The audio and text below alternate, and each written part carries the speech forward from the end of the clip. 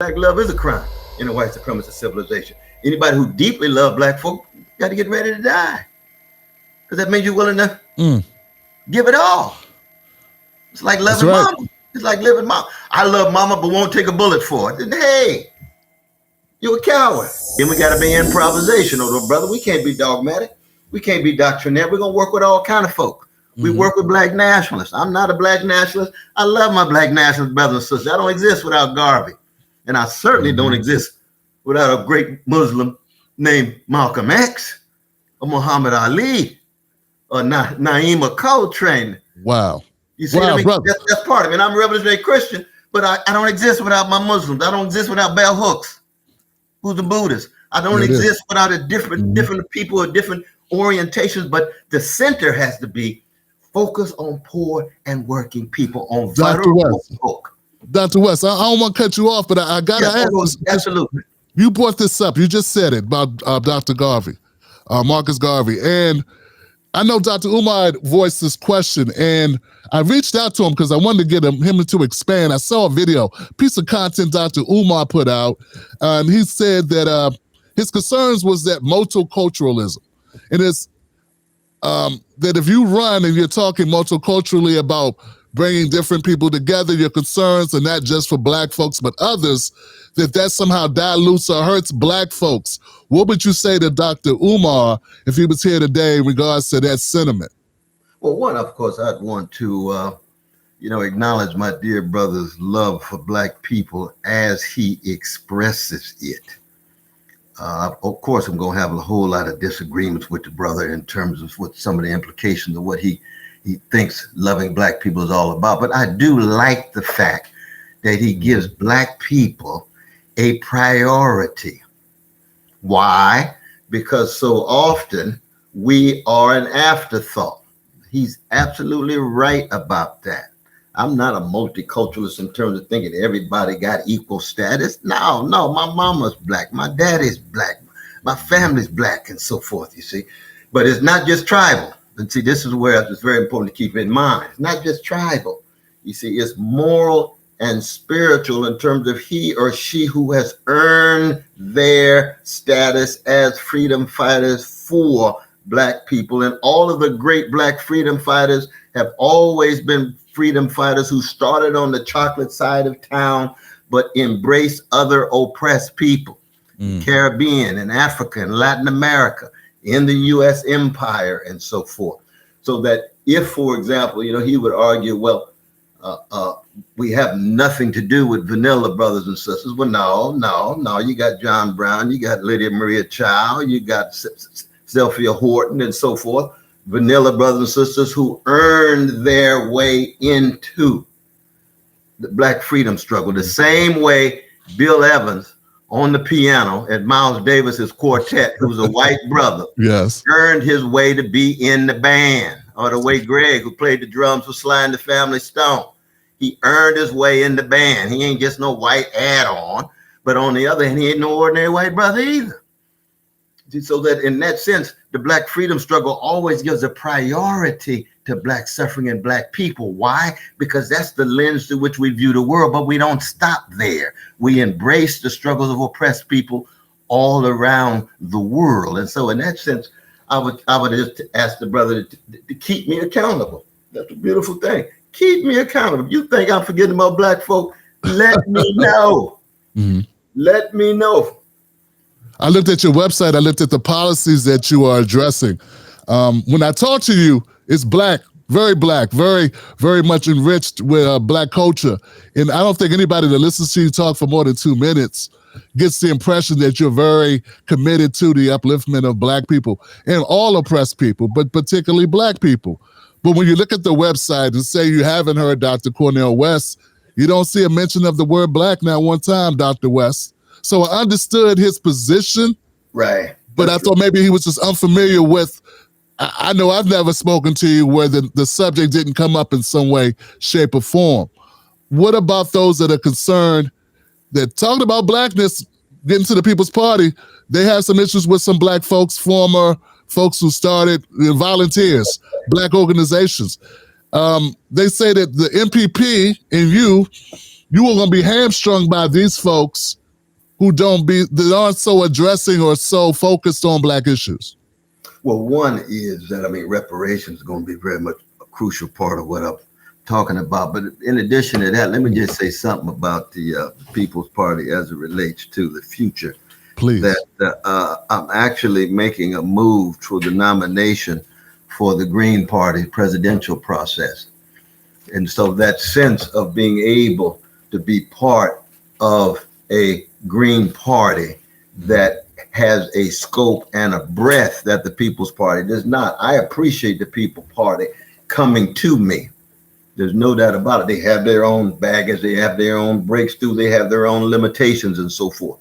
And I'll always tell the truth about anybody in a process. But at the same time, there's also no doubt as well that there's a whole host of things about the People's Party that is a distraction. I ain't got time for it. I'm focusing on the people. I'm focusing on resistance. I'm focusing on the suffering. I'm focusing on how we move forward. And so when I had the meetings with Brother Barack and the others, individuals to say, why don't you run for the Green Party nomination? I said, absolutely. I'm a jazz man. I'm improvisational. I'm looking for how you proceed, keeping my eyes on the prize. Now, I'm not going to be trashing the People's Party. They got all kind of problems.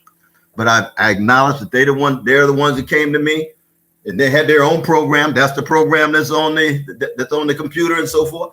But as we move, you can imagine. I mean, every speech I give, every moment that I breathe, I know this. It's connected to precious Black folk. I mean, good God Almighty! And it's not, again, it's not a tribal thing, man. It's personal. It's existential. It's moral and spiritual. We have the greatest tradition in the modern world of artistic creativity, moral courage, and spiritual fortitude in our music. And I just want our politicians to be as free as our musicians, to tell the truth about catastrophe, to authorize a different future, and to be improvisational enough to be able to sustain your struggle from womb to tomb. We don't want no folk coming out of the blocks and so radical in their 20s and radical in their 30s, and where they end up. Careerists, opportunists, mainstream, well-adjusted to injustice, well-adapted to indifference, accommodating to the status quo, and then want everybody to give them a standing ovation because they Black folk in high places. Hey, not impressed. Right. Not impressed. I want to know, what's the quality of your struggle? What are you willing to give up for? What kind of risk are you willing to take? Do you make it a priority for Precious Jamal and Letitia in the hood? And that's true for poor folk across the board. I knew you felt that way, Dr. West, but me saying it only, it doesn't have the same gravity as you saying it. Yeah, and then people say, well, you're a friend of Dr. West. You hung out with him in Ohio. You've had him on the show a couple times. Why are you caping for Dr. West? I know how you feel because you've expressed it over and over and over again. It's been one of my shining guiding lights in my latest moves to do certain things differently with my show. My audience has expanded to grow to more Black. And I want to add, there's a question attached to this. One of the things I noticed is as I've attracted more Black folks, I talk more about reparations, these issues. I got to keep repeatedly, Dr. West, letting people know I got you. I'm with you. I got Black wife, Black house, Black car, Black kids. I'm Black, born Black, gonna go out Black. But I got to keep reminding them because we've been so betrayed in the past. Yes. And I got to temper my frustration with that reality. I think that's the same thing you're going through, or the same thing you're definitely going to deal with. You're going to have white folks question if you're too Black, and Black folks question if you're Black enough. No, it's true though, brother. And you and I know that in the end, it's not about me. It's not about you. It's whether we can be used by something greater than us. It could be God. It could be the greatness of the Black freedom movement. It could be Allah, whatever language you use. Something is working through you, the fire inside of you that keeps the focus on something bigger than just our egos, bigger than just our status. It was in place before we were born, trying to ensure that Black dignity, Black decency could be affirmed. It will be at work, so that in that sense, You just want to make sure you're true to the best of the truth you. And that's how you keep it black. Because blackness is a spiritual and cultural achievement. It's something that's just a given. That's why it ain't just skin pigmentation. You see, it is a greatness that has been created by a people who have been degraded, who generation after generation could pass on the torch of artistic creativity, moral courage, and spiritual force. In the temple, on the corner, on the block, in the club, but the whole world wants it. That's why our music is global, felt in every corner of the globe. And our style is global. The question becomes, how do we produce political leaders have that same level of courage and sacrifice for everyday people? See, that's the crucial thing, you see. And so in that sense, you can be walking around black and scared. Well, if you're black and scared, because one of the fears of the powers that be in a white supremacist society is black love is a crime and black freedom is a pipe dream. Keep believing that you ought not to affirm black love and black freedom and black joy and the best of black history. And when you do, if you know you're going to pay a cost, you know you're going to play. Black love is a crime in a white supremacist civilization. Anybody who deeply loves black folk got to get ready to die, because that means you're willing to give it all. It's like loving mama. It's like living mama. I love mama, but won't take a bullet for it. Then, hey, you're a coward.